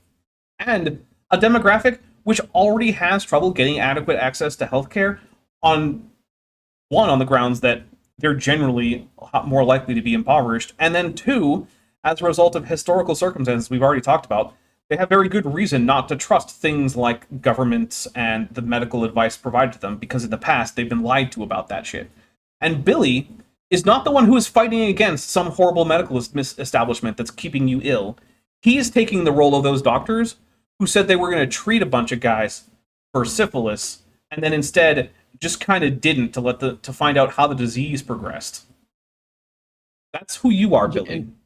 And you know what? Maybe this should be a fucking legal issue. I mean, because listen, I live in a place where we don't have the same sorts of freedom, speech freedom protections that you enjoy in the U.S. and well, enjoyed. Like we're fine, right? Enjoyed. We're fine. They're going away quickly. Do we have free speech? I mean, charitable. do we really? But the point, so yeah. I mean, the point here being that like there's probably some things that it should be more that, Look, there are that you some shouldn't things. say. Yeah, no, look, You shouldn't say, I am right? And I am okay if we with have to yeah. enforce some things that you shouldn't get away with saying, I have no problem with that. Yep, I think When medical it comes to misinformation. medical misinformation, Mhm. fucking yeah, crack down on that shit. Look, there are already exceptions that were in place for freedom of speech in the United States back before we decided to abandon Republican government with a small r and just become an elected monarchy. Which, by the way, did not start with Trump. The previous administration was the first elected monarch because the decisions that removed the presidency from a presidency to a king that happened before the second term of the current king.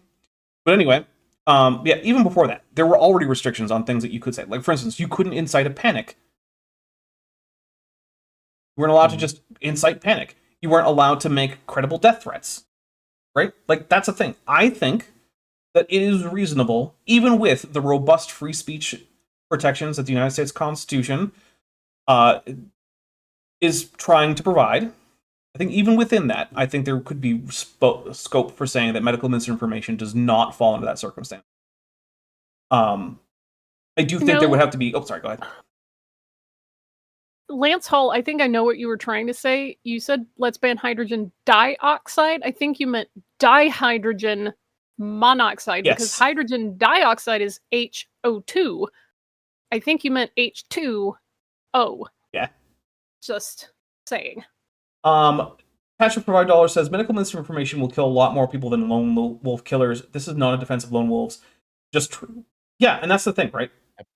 Like, there are way more people who die from medical misinformation than there are like who died from getting shot in a church. Like, and I'm just using that one example because it's the one that comes to mind the most prominently. But like, yeah, way more people die from things like having woo peddlers tell them to stop their cancer treatments and instead drink this fancy tea. Which, by the way, includes one of the people that we talk about on Tuesdays, Raw Matt. Yeah. He is someone who will tell people, drink my fancy herbal tea that I make money off of, and don't go for chemotherapy. That'll be the thing that kills you. The cancer, no, that won't be the thing that kills you. Which is one of the reasons why when Bill Ludlow died, Raw Matt just made fun of him for not taking Raw Matt's fancy teas instead of actually try to get cancer treatment, which ultimately didn't work.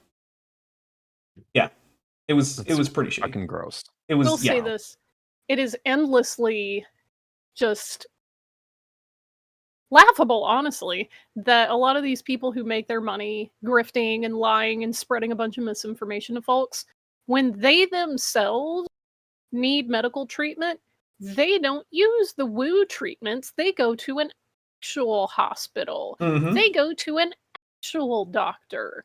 Like, for instance, the now dear departed Rob Skiba was talking about all this shit about vaccines and the mark of the beast and all this stuff about COVID and da-da-da-da-da.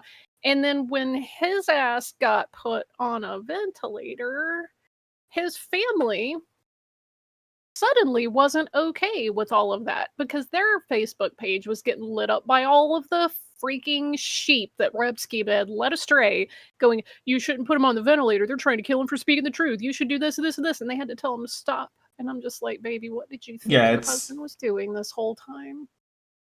There are also other historical examples. For example, Mary Baker Eddy, who founded Christian Science, which is a religion that discourages doctor visits, although that's less strictly enforced now. But like, for a very long time, Christian Scientists just refused to seek out any medical treatment. But yeah, she was on heavy pain meds towards the end of her life. Also, Ron Hubbard, the founder of Scientology, who said that psychologists were evil and pharmaceutical psychoactive or psychological drugs, things like antipsychotics or things like that those were actually evil and was to keep humans enslaved. Yeah, it turns out he was probably on some antipsychotics towards the end of his life because he was paranoid about the body thetans coming to get him and was spending his entire time in isolation, only talking to like 3 total people, while in hiding from the United States government for multiple reasons. Yeah. Cult leaders generally don't do the things that they require their followers to do. I have this headcanon, and I don't know that it's fully unsupported, but I have this like pet theory that Hubbard intentionally contributed to the downfall of Jack Parsons and his reputation Okay. so that he Mhm. could take his woman, Yeah, well, get a he bunch did of do money, that, yeah. go fuck off to Florida and get on a boat and escape like U.S. jurisdiction. I mean, look, custody. I don't So, believe that that's exactly what happened, but it's far from the least plausible explanation. yeah, I mean, the more stuff you learn about the way that they hung out together and the things they did and the Sex occult scene rituals. in LA and stuff like that, and Yeah. you're like, oh wait, no, he stole Jack's girl and they ran off to Florida, and it was like, oh, as soon as I figured it out, we got there and they were already on a boat and they were international waters. Like, oh my god, it's just so, this is the drama, the tea. And then after he and Jack Parsons' girl had a kid together, he then Yeah. kidnapped that baby and held it ransom and held it over her head and frequently wrote her letters saying that he had killed the baby. Actually Because feel he was a bad piece for of Jack shit. Parsons, like at the very end there, because he had spent so long trying to like ascend in the ranks of the like Crowley occult system, and then at the end, because of like all the stuff that happened, Crowley was like, nah, F this dude. Yep. His stuff is worthless. Don't listen to him. He's full of it. And like, bro, that sucks. We have a few super chats. The Screen Geek for €5 says, "Oh hey, forgot it's Saturday. Did we get Bilbo? We did. Here's for freeing Kip and to saying hi to Vish with a heart emoji. Also got jump scared by the human suit. My apologies on that one." Joshua Geese for $5 says, "Can you yell movie in a crowded firehouse?" Steve Martin, nice. Yeah. Petite Flower 5259 for $5 says, "Do we have a body count for RFK yet? We should." The problem is that there's never going to be an official hard number body count. The best we can do is try to cut estimates as to how many people likely would have died as a result of having treatments not available, and that's always going to be a little bit of a guessing game because some of those people would have died anyway. So it's always going to be hard to attribute the exact number to him. Yeah. Last week, I heard somebody. Now, to be fair, a right-wing grifty kind of somebody Mm-hmm. attempt. Well, I mean, maybe not right, more just a grifty somebody. It's hard to tell with so many of these bad faith actors these days. But True. I heard someone attempt to suggest that RFK was actually a very sensible person with great policy ideas before he decided to abandon his own presidential campaign and No, he get on was board not. with Trump. It's not correct. No, that is not correct. There was a time when I mean, he was. he's always been. He's always been a- off. He's always been off. There was a time when he Yeah. was not absolutely batshit insane. That is a thing that happened in like the last few decades. But He's always been He's a- always been a little. Anti-vax. Has he always been on the anti-vax? I don't think he was train? always there. I'm not positive though. I It's mean, been like a long fucking time though, right? Yeah, like, his whole his early life and his quote unquote law career, it wasn't always completely shitty, but yeah, he's I would never say that there's a time where he's been sensible. Yeah, he So never been sensible, but he was not always as absolutely insane as he is right now. Because he's just fucking off this rock right now. Like there's no actual critical thinking going on anywhere in there. Nothing reasonable is happening up there. I can't take someone seriously as head of any kind of health organization when they talk like this and they sound like they're on death's door.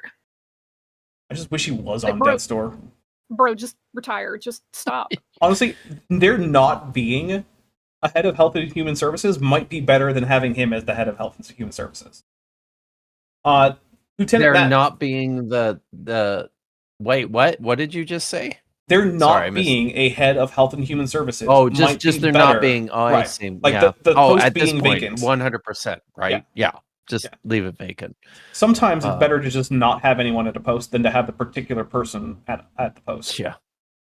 Lieutenant Matt Yeah, Navigator for $5 says, "Never forget that Lieutenant Hubbard bombarded inhabited Allied territory through sheer incompetence." Yeah, he spent a whole day shelling a Mexican island.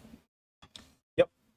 And then he dropped I'd all like of his to- saying, "Hey, Kip, he's an AIDS denier. The charity he worked for literally killed hundreds of thousands of people." Yeah, I Yeah. saw that, and Petite Flowers 5259 also said he's been an anti-vax for decades. Yeah. There's a documentary I watched somewhat recently, so I'll dig it up and send it to you because this guy's been nutso for Look, a hot minute. this Yeah. is a man who, when you total up how many people he'll have killed throughout his life, probably rivals Madeleine Albright in terms of like body count.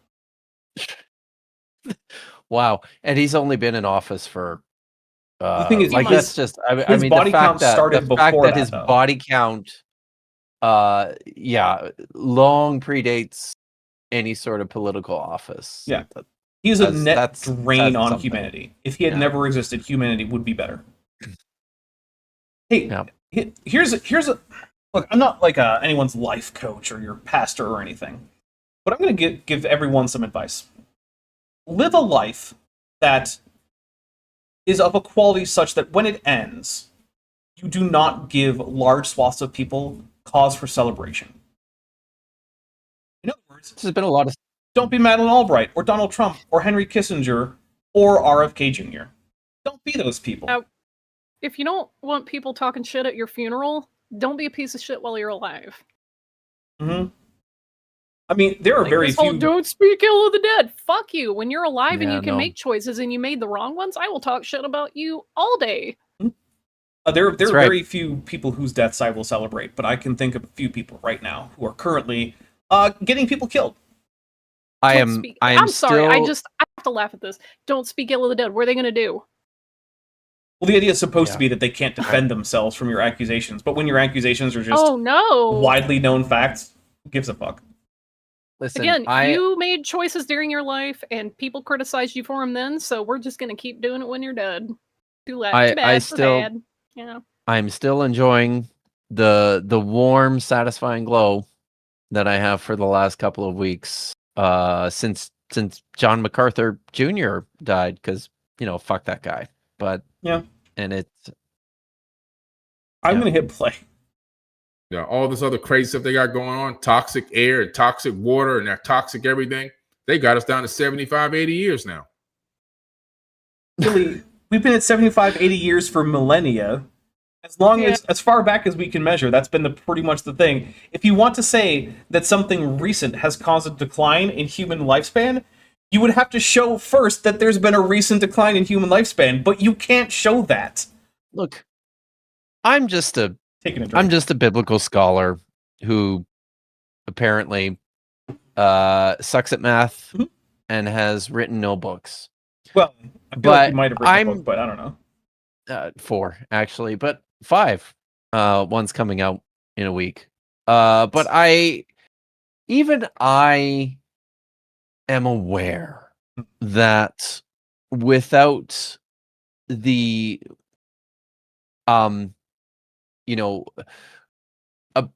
miraculous advances, and I use that term in its natural sense, in medicine and healthcare over the course of the last 200 years, then we would not be in the position we are today for the first time in human existence. Yeah. Where Virtually the everyone you meet majority of people wouldn't have made it to this point in their lives without medical Yeah. technology. No. Yeah. Like seriously, that just fucking it's fucking annoying. And the thing is, like, it's not like Billy's wrong that there are problems with air pollution and water pollution, that these things don't Yeah. cause harm and suffering.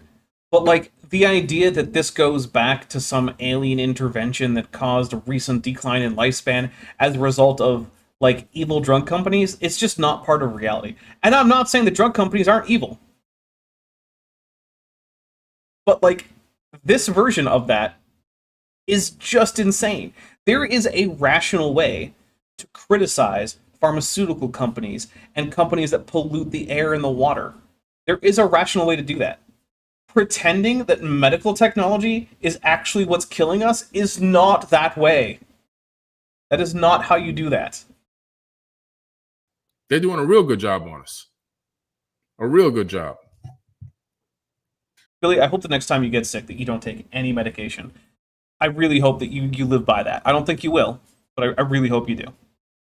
Because you know what? I think you should practice what you preach. And if you're preaching, don't take any pharmaceuticals. I hope the next time you have a headache, you don't take an aspirin or an ibuprofen. I hope the next time you get an infection, you don't take any antibiotics. I hope that if you get some kind of, like, I don't know, colon cancer or something, that you treat it without chemicals, which means you just shoot yourself into space without a spacesuit. That's the only way you're not taking in any chemicals. My goodness. The Emerald Tablets of Thoth by, of course, Billy Carson, in case anyone's wondering. Of course. Oh, Jesus. Yeah. So what is happening with that headdress? It's like, it looks like an AI conflated like a roughly skirt with an Egyptian headdress. What is going on? You're looking at the picture on the cover there? Yeah, on the right side of Thoth's like headdress, it looks like it's a roughly skirt at the bottom, and then it kind of morphs into an Egyptian headdress up at the top. Kind of bird is that? It's supposed to be an ibis. Supposed to be an ibis. Is it an ibis? Well, I think No. this is an AI cover, and so I think this is the Looks like a AI's kiwi interpretation of an ibis. Yeah, it does look a lot like a kiwi. Okay. Wow. Although to be fair, kiwis and ibises don't have the most different beaks of all birds. Sad. Yeah.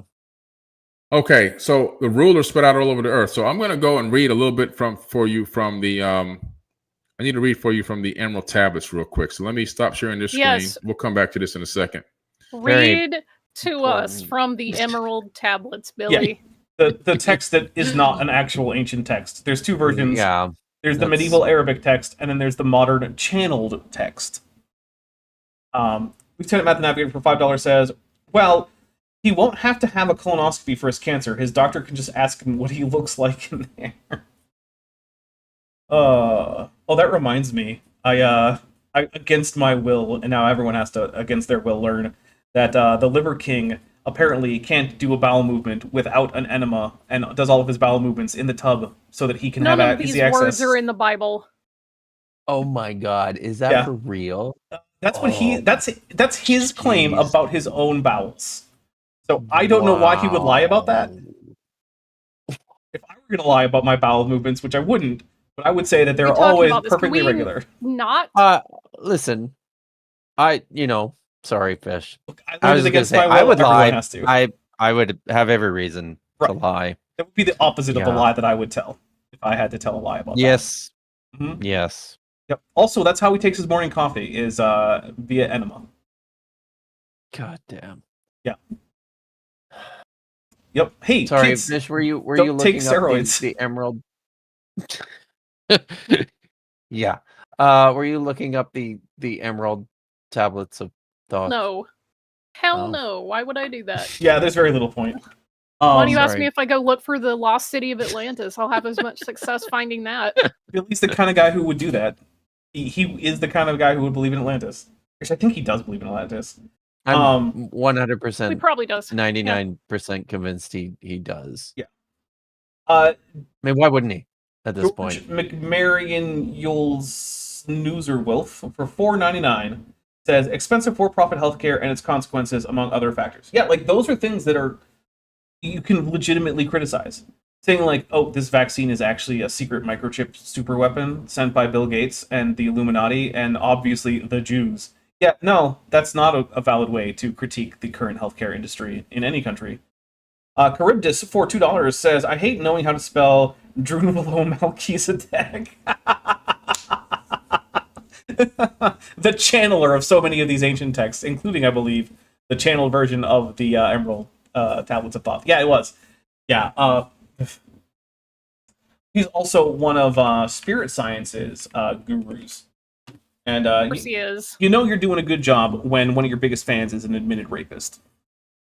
Yeah. Good. Yeah. Resident Billy Carson expert Maya Atkinson says that yes, he does believe in Atlantis. Yeah, that no shock there.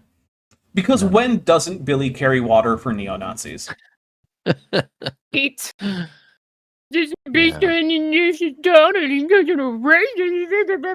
up. And look, I'm not calling Billy Carson a neo-Nazi. I'm saying he's carrying water for neo-Nazi Carrying ideas. water. There's a difference.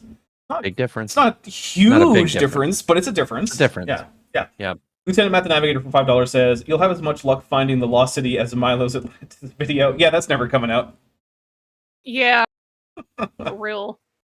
He'll find some other TikToker to do like an epic 6-part series about before he gets that Atlantis video out. That's true. Yeah, I'm just saying, like, we're still waiting on Ancient Apocalypse Season 2. I Still. honestly, so like you and I watched Ancient Apocalypse Season 1 for the same reason that we've watched some like Ancient Aliens. It's hilariously dumb, right? But I So are tried. we I watched waiting? it as sci-fi, it's fun. So we're waiting on the actual series, the actual No, second the season. No, series is Milo's dropped. debunk. Yeah, Milo's on debunked. his. Yeah. Oh, Yeah. okay. How long is the second season? I think it's Been about out. the same. Oh, how long has it been out? A few Yeah. months now, at least. In Oh, several okay. months. Yeah. Several months.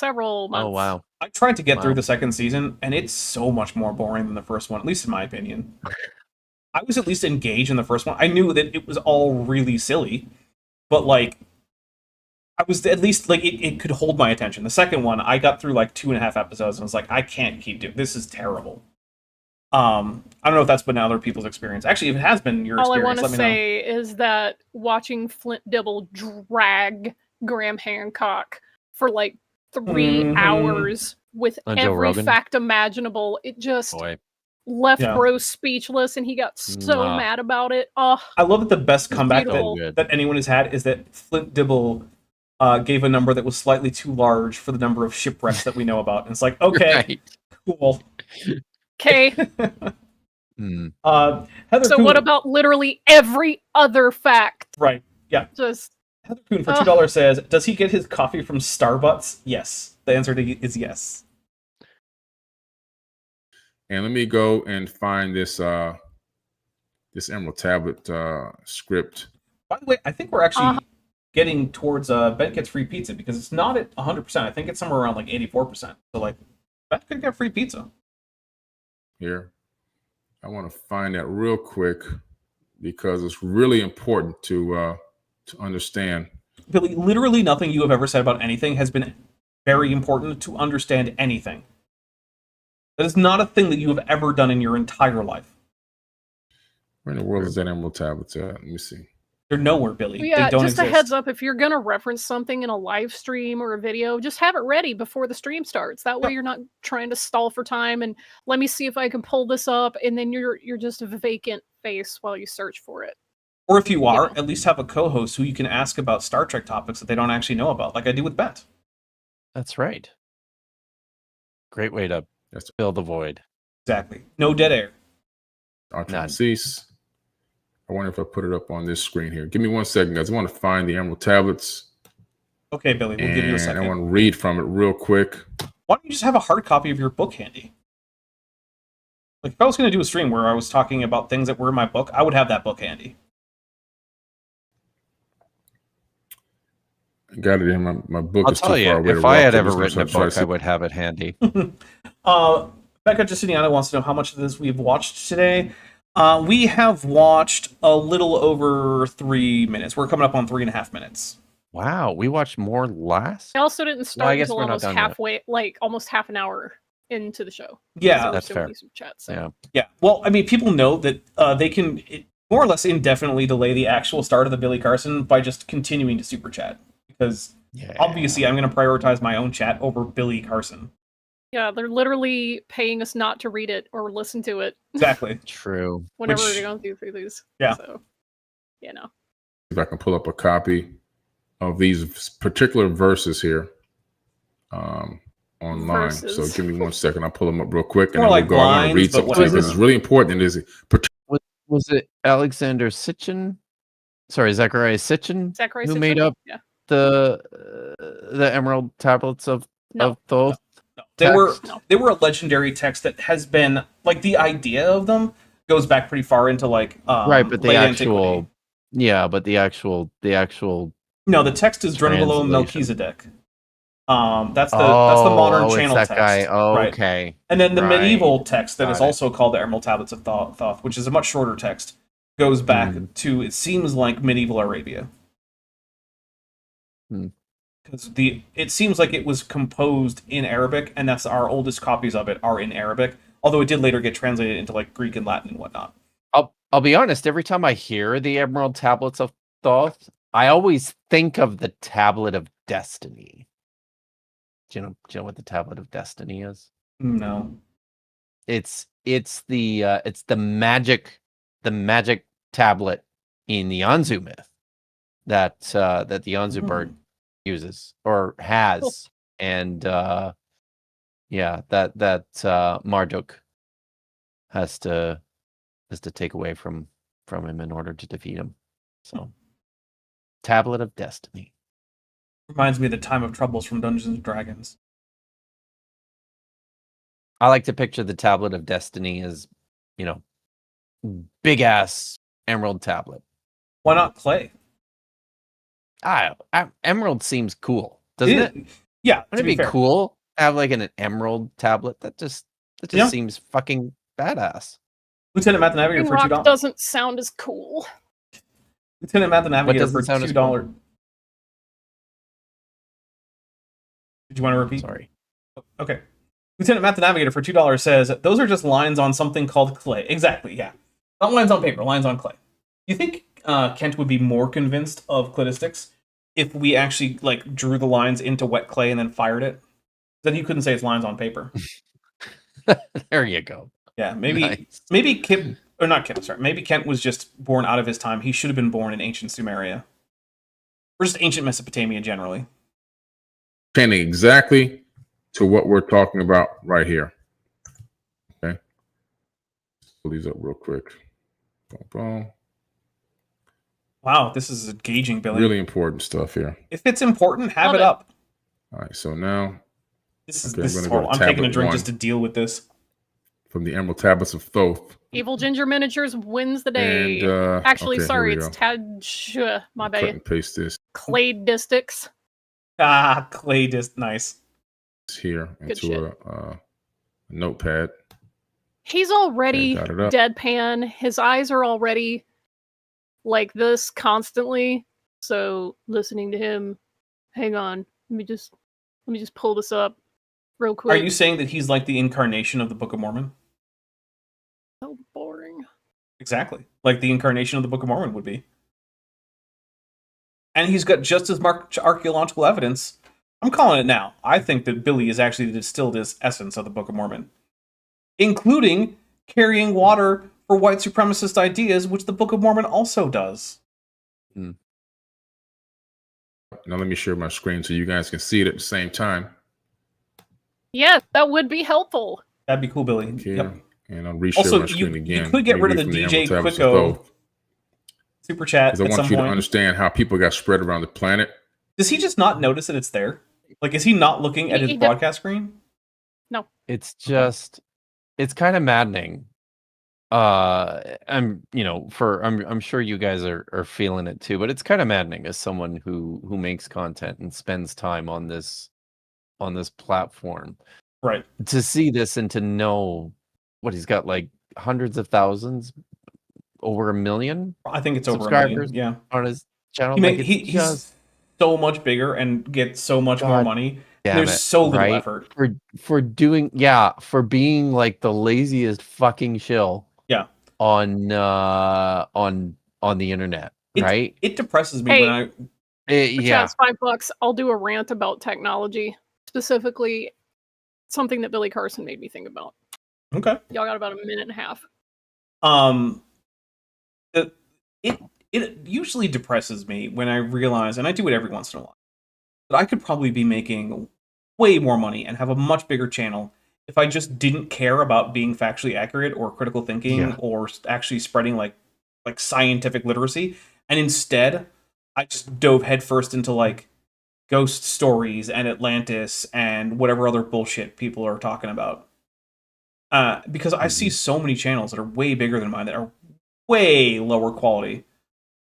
And the difference Yeah. is they're talking about that stuff that people want to believe instead of the stuff that's actually true that is in some ways less fun to believe. And also it doesn't help them feel like the world is a place where someone's in control. Because that's a lot of what conspiracy theory is. It's just like, it feels nice that the world has someone controlling it, even if that person is kind of a dick. Tantra for $5 says, unleash the Vish. Vish, go ahead. Okay, I don't give a fuck how old you are, or what generation you were born in, or how I'm not good with technology. Hee hee hee. You need to fucking learn. Okay, technology's not going anywhere. Zoom and streaming platforms and all of those different things, they're not going anywhere. You can learn them, and you should. So, for instance, when you log into a Zoom meeting, mute yourself. I don't know how else people can communicate this. When you go into a meeting on Zoom, act as if you're going into a meeting in an actual room. Don't start talking, because that's the equivalent of you walking into a Zoom meeting and not muting yourself, and then just having your conversations in the background, and there's people walking through asking you what do you want to eat for dinner. Mute yourself. And that's also on the Zoom hosts or whoever's hosting your broadcast. There is a setting where you can automatically mute people when they join the freaking Zoom call. If you didn't know it exists, now you do. Now that you can learn that feature, just go in and turn it on. Because I am so freaking tired of people not learning the basics after we've been doing this for almost 6 fucking years. Mm-hmm. Everybody was using Zoom during the height of the pandemic. You can learn these things. I am baffled. The fact that people will be muted, and then they just start talking, and then have to be, you're muted. Oh! It's you're not muted, you're not unmuted just because you start talking. I don't understand this mental incapacity here. I just don't. I get so frustrated. I have to be off camera sometimes in meetings because I can't control my facial expressions when people log in and their screens start lighting up because they just logged in and didn't mute themselves, and there's all of this noise going on in the background, and then everyone's uncomfortable because the hosts are just sitting here hoping that they notice. Which But they then the won't. people are waiting for the host to just freaking mute them because they have the controls. Yep. Petite That was Flower your $5 for rant. $5 says, there are way too many people that have more money than brains, but my money goes to science and truth. Well, I do appreciate it. Brilliant. Yeah, because look, I will say this. It does mean that I value the support of my audience, I think, more than someone like Billy does on an individual basis, at least, right? Because it means more to me. Every time someone super chats $5, it's important. That stuff adds up, and it also it helps alleviate that feeling that I get when I realize how much more I could make by just being a no conscience grifter. When I realize that there are still people out there who do care about things like critical thinking, facts, evidence, data, science, history, archaeology, that kind of stuff. I suspect one of the problems is that most of those people live in the real world because they have to. Because it certainly does feel like this correspondence, this correlation between being ridiculously wealthy and stupid it's a strong those two overlaps it seems to me are pretty consistent on the Venn diagram, and to some extent, I think it's just I have to think if you're going to be a certain level of stupid, you have to be able to afford it. yes. Yeah, true. Yes. Yeah, it's true. When you're struggling to get enough calories and keep a roof over your head, you can't be too stupid because you're going to fail at that. Exactly. And I mean, I do know some people who I don't think will survive all that long because they are in fact too stupid to be poor, and they're not quite rich enough to stay rich while being stupid. So yeah. Let's see. Carnival Frog, who's been a member for 17 months, says science and truth with a Mothra, so we'll take a drink for that. But then also gifts 5 Dapper Dinosaur memberships. So thank you very much for that. Joshua Geese understands my rage. Fun fact, meetings can be set to mute all attendees by default. That setting does in fact exist, and whenever I'm the host of a meeting, I have that setting enabled. Good on you. Because I cannot tell you how many times I've joined an important webinar or some sort of teach-in or a planning meeting, and whoever it is joins the chat, usually on their phone or maybe on a really crappy laptop, and they're in a busy room full of other people doing very loud things, and they are just blissfully unaware that they're making all of the noise. All right. We are actually not super far away from a Bent Gets Free Pizza, but also only got about 10 minutes. I don't know. We could do it. We're going to get a little bit more Billy in. We're going to start doing some wrap-up We are stuff. Also not super very far into this video. I mean, we're 45 and a half minutes into it. Well, It's only got 12 more looks like minutes. there's a lot left. Boy. All right.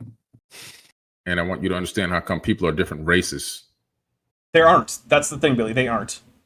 Race is a socially constructed category that's based on very uninformative, like aesthetic characteristics of humans that do not actually tell you much about their genetics at all. Humans aren't in different races. That's just not a thing. Okay. Man, this is the most boring This section text of might this be whole hard to thing. read because it's very, very. Oh, Billy, you're putting it might in be hard. Notepad? What do you... Why is this in an untitled Notepad document? What is happening right now? What? I don't know what I was expecting, but it sure as fuck wasn't an untitled Notepad document. Oh my god, Billy, what the fuck? He's using a typewriter. Small text, or it's very That's thin just what text. Notepad is. It uses a monospace. Yeah. Courier.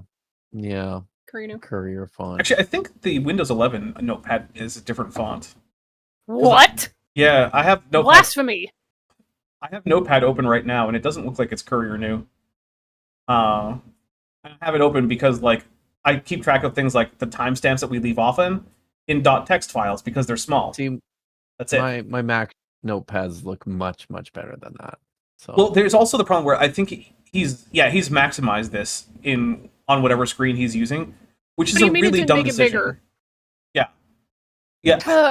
So all that does is just add a bunch of blank space to the right of the bunch screen. of blank space. Yeah. Yeah. Billy is too young to be this inept at basic computer shit. He really is. He's way too young for that. he really is. Like, He really Billy's is. not like 70 or anything. Like, come on, Billy. Even people Is he that even- are twice his age host presentations, and they've learned this stuff. Mm-hmm. Yeah. Lieutenant Math Navigator for $2 says, this is worse than Ken Hoven's PowerPoint. It is. At least Ken he knows how Hovind to has put a together PowerPoint. PowerPoint. Yeah. I'm just saying. Yeah. Yeah, this is way worse than Ken Hoven's PowerPoint. I would much prefer a PowerPoint presentation by Ken Hovind to this nonsense. Yes. Yeah.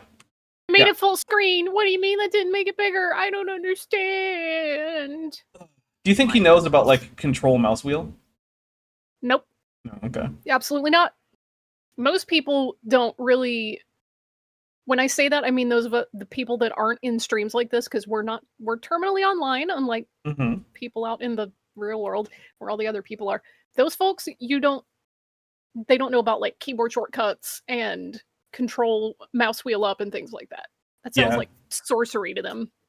Actually, when I was in high school, there was a substitute teacher who was trying to teach from like some website or something that was like a university website, but the color of the text was like a low contrast to the background. Like, wow, this is really hard to read. And I'm like, just hit Control A. And so yeah, he hits Control A and it selects the entire text, which now just changes it to like the blue background with the white text. He's like, oh, that's so much easier. How did you know how to do that? I'm like, I don't know. I know how to use computers. I don't know. But Joshua Geese has just gifted 5 Dapper Dinosaur memberships. So what we're going to do is we're going to start in with this .text file next time. While I take those 5 drinks, Kip, why don't you tell us what you got coming up on your channel? Budget Scripture Saturday tonight. We're doing AI slop and Jesus mythicism because we started this terrible video on Maya Atkinson's channel last week, and it's just that bad. Feels like it kind of belongs in that space. And then next week, I am also excited to announce that I will be doing another installment of Bible Scotch and Scholars with my good friend Joel Carrico, who will be here Critico. in studio next Friday night, which also happens to be book launch day. So, it's a big day coming. Yeah. Let's see. Vishanti, what do you got coming up that you want people to know about? I mean, coming up, it's always dicey, but I will say that my collaboration with Fossil Daddy did drop on his channel very recently. I was Yes. just out of town when that happened, so I wasn't able to promote Very it good. live. But It's we really take good. massive shit on L.A. Marzulli, who deserves to have more massive shits taken on him. And yeah, it's good science communication. It's got a little bit of humor in there. It's a lot of shit posting, which is the kind of thing that I like doing. So go to Fossil Daddy's channel if you want. While Dapper is doing his wrap up, I will go get the link for that and then paste it in the side chat. Awesome. All right, so what is coming up for me? So today is Friday, which means there's really nothing coming up for the next couple days. However, we are going to be watching another few episodes of Power Rangers Cosmic Fury over on the Discord. We are actually on track to be done with Power Rangers by the end of the month and have our first Godzilla watch on the 30th. So, if you've been waiting... Freonk. Yeah, if you've been holding off for Godzilla, that is coming up possibly this month if we don't miss any more days. Then, on Tuesday, I am doing the next Kent with Bent. That is Kent with Bent, whatever the number is, Back to the Hovind.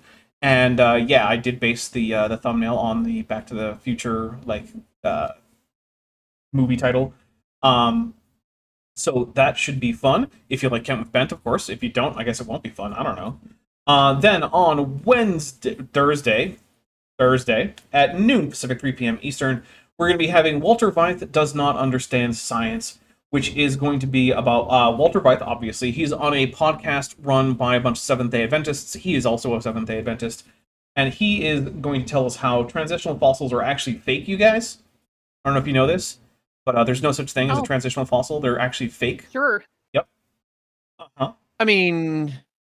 Okay. By the strict, I mean this is something I learned from reading Richard Dawkins's The Greatest Show on Earth. Oh, that's It's a actually good book. One. Yeah, that one's a that good one's book. good. That one is good. But there's I mean transitional fossils. That's kind of an artificial.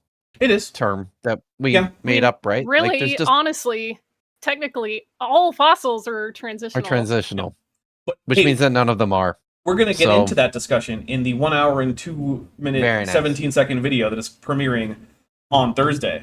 Then Friday, the plan is to do the next episode of Star Trek Endurance over on Top Hats Off, which will be the Assessor's Gambit. So hang out with us and check that out. That will start at 5 p.m. Pacific, 8 p.m. Eastern over on Top Hats Off. That is my second channel. That is where I do a lot of stuff, like I do art streams over there, I do TTRPG Let's Plays. And remember, if you like, say, me, or you like Jordan from Reason to Doubt, or you like Thierry Rana from chat, or Zarna Renkar from chat, or if you like Chesh from Chesh and Debate Hub, or if you like Craig from FTFE, or if you like Maddie from Science Side Up and OK Roll, these are people who were involved in that. So if you are one of my audience members, chances are that you are a fan of at least 2 or 3 of the other people who are in that game. So you should come check it out because we have a lot of fun. We pretend to be Star Trek people. We explore strange new worlds, discover new life, encounter new civilizations, and sometimes blow thousands of them up in a spread of quantum torpedoes. Do you do it while splitting your infinitives? Sometimes. You know what? Splitting infinitives is a bullshit rule from people who were like, what if English were Latin? Which I'm just going to respond, it's not. It's not. You know what? It's not, I know, but I still try to avoid it. Sorry, Romance languages, that you suck and you can't split your infinitives, but... Well, there's nothing to split. It's a single word. I know. All right. So then on the next Saturday, that we will be... the plan is for us to be back. We're going to continue on with Billy Carson. So yeah, as far as I know, you two are both good for next Saturday, right? Yeah. The creek don't rise. And All right. I will have a book link. Yeah. With me. Maybe I'll actually start like an Amazon affiliate account, so that way when you put the book link in the description, Oh, yeah. I get a little That's a kickback. great idea. Yeah. Great idea. Gets a Yeah. kickback. Hey, look, if I'm going to advertise Kip's book, I want like a few pennies every time he gets one of those sales. Yeah. It won't be nearly as many pennies as he gets, but it won't be 0 pennies. Gosh darn it! All right, so everybody, thank you so much for hanging out. I had a lot of fun. If you are interested and you have access to the Discord, please head over there where we're going to be doing Power Rangers in just a few minutes. We're going to take a quick break to make sure like I can go do some biology $2 stuff and whatnot. Says I missed worst one. stream ever. Not But because of the host. Yeah, sorry. Then I'm sorry that I missed that I one. got you, boo. All right. We did not quite get to Bent Gets Free Pizza, but that is okay because Bent got things from his wish list, so he won't starve today. Brilliant. Yeah. All right. Bye, everybody. Hey, before you leave, I just want to take a second to thank my patrons and channel members, especially those pledging $20 or above. Ben Tovand, Tapioca Weasel, Arrow Dodger, Caleb Anderson, Dan Sheedy, Eleron Teller, Phil Cavara, Ian Chen, Kelvin Brostock Van Manen, Landon Knoll, Mabdy Babdy, Sphincter of Doom, Volis, North Texas Fossils, and John Ackerman. It's because of my channel members and patrons whom you're seeing on screen that this channel can stay afloat. Without you, it would all shut down. If you want to join the team, there's a link to join the channel below this video, and there's a link to join the Patreon in the description. On the Patreon, you can get a 10% discount for pledging annually, and either way, you get early access to virtually all of my scripted videos, often 3 to 5 months before they come out for the general public. Thanks for watching.